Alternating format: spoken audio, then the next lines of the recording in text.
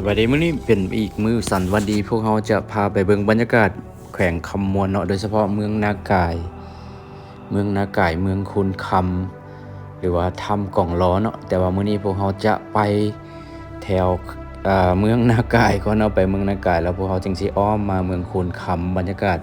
ภูผาภูหินปูนซึ่งว่าเป็นแขวงหนึ่งที่ว่ามีจุดพิเศษลักษณะพิเศษที่มีภูมิผาภูหินปูนผาหินปูนโดยเฉพาะแขวงคำมวนเมืองนากายเมืองคุณคำเนาะซึ่งว่าเป็นเมืองหนึ่งมีเอกลักษณ์ที่งดงามทางธรรมชาติซึ่งว่าเฮ็ดให้นักท่องเที่ยวหลายคนก็สนใจแต่ว่าการเดินทางมาทางนากายหรือว่าทางมาชมภูหินปูนนี่ค่อนข้างจะมันบ่มีรถสาธารณะที่ว่าหลายนะสำหรับนักท่องเที่ยวที่จะมาในส่วนหลายเขาเจ้าก็จะเป็นการเช่ารถมาหรือว่าขี่รถจักรมาเนาะเช่ารถจักรมาแต่สำหรับคนลาวเฮาก็ฮู้ว่ามันมีรถเมล์เที่ยวใดไปจากโมงออกใส่ขึ้นอยู่ใส่นี่ก็สบายเลยแต่สำหรับนักท่องเที่ยวชาวต่างประเทศนี่รู้สึกว่าจะค่อนข้างลำบากหน่อยนึงถ้าหากว่าเพิ่นได้มีการพัฒนาตัวนี้หลายบอนก็น่าสนใจโดยเฉพาะน้ำตกอันนี้เนาะน้ำตกทางเฮาจะเข้าไปทางจะเข้าไป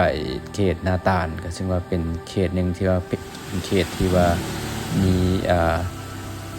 ถ้ำกองล้อเนาะที่มาซอดนาตาลแต่ตัวนี้เฮาไปเบิ่งบรรยากาศน้ำตกตาดทางเข้าบ้านเมืองหลวงถึงอยู่นากายถึงว่าน้ำตกตาดแห่งนี้ก็งามอีหลีเพิ่นว่าจะมีน้ำตลอดปีโดยเฉพาะฤดูแล้งน้ำจะบ่หลายปานใดและบรรยากาศมันก็จะน้ำจะใสกว่านี้ชนิดชาวบ้านแถวนี้เพิ่นเว้าให้ฟัง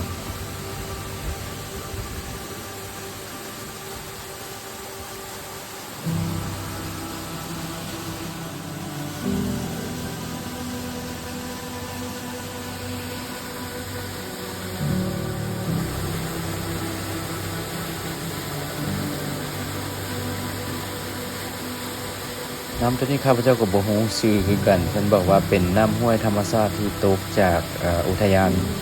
แห่งชาติหรือว่าป่าสงวนแห่งชาติอุทยานแห่งชาติอยู่เมืองนากายเนาะซึ่งว่าอยู่ตรงกันข้ามกับเขื่อนไฟฟ้าน้ำเทินซึ่งว่ามีภูอีกเบื้องหนึ่งของเขื่อนไฟฟ้าเนาะซึ่งว่า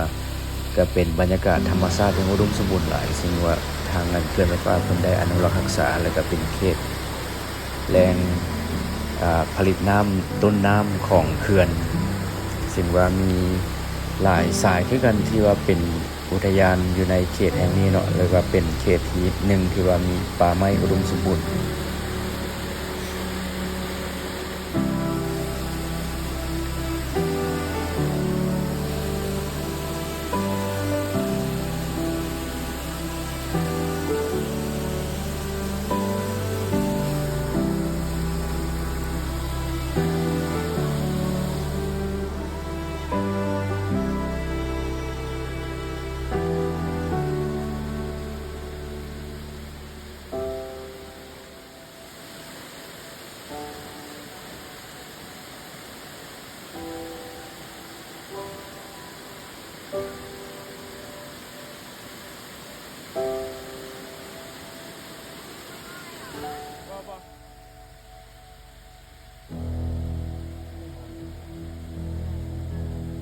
หลังจากแวะเบิ่งชมบรรยากาศความงามของน้ำตกตาดแห่งนี้แล้วพวกเราก็จะเดินทางเข้าไปจุดหมายปลายทางคือ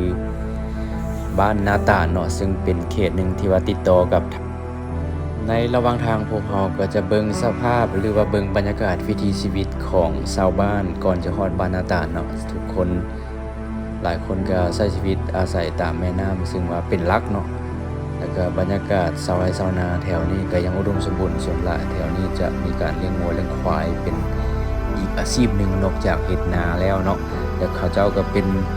บุคคลหรือว่าเป็นชุมชนที่ได้อนุรักษ์รักษาป่าไม้อุทยานแห่งชาติวิถีชีวิตดั้งเดิมก็ยังมีคงไว้ให้เห็นดังที่ผ่านให้เห็นนี่แหละอันนี้บรรยากาศแคมป์ทางที่พวกเราได้ขี่รถผ่านไปก็ได้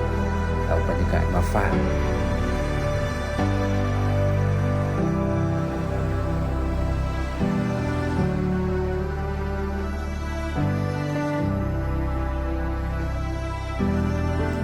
ในที่สุดพวกเราก็มาฮอดจุดหมายปลายทาง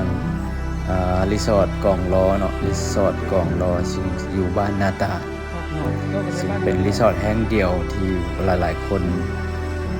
จะต้องได้มาแวะมาชมบรรยากาศความงามรีสอร์ทแห่งนี้พอดีมามันจะถึงงานเทศกาลลอยกระทงก็ได้ถือโอกาส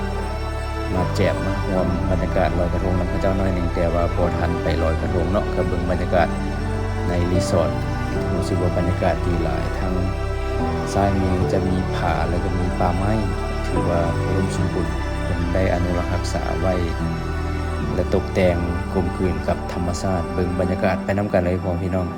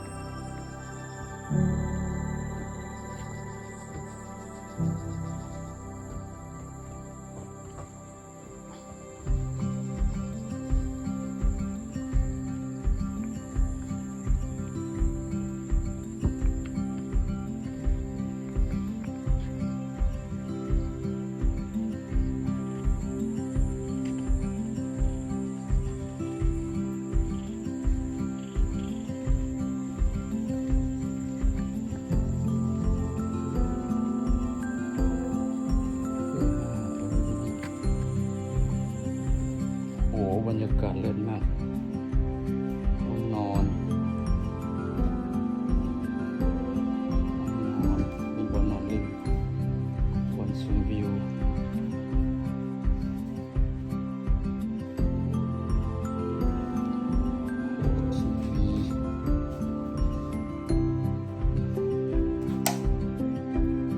น้ำห้องน้ำสุดยอด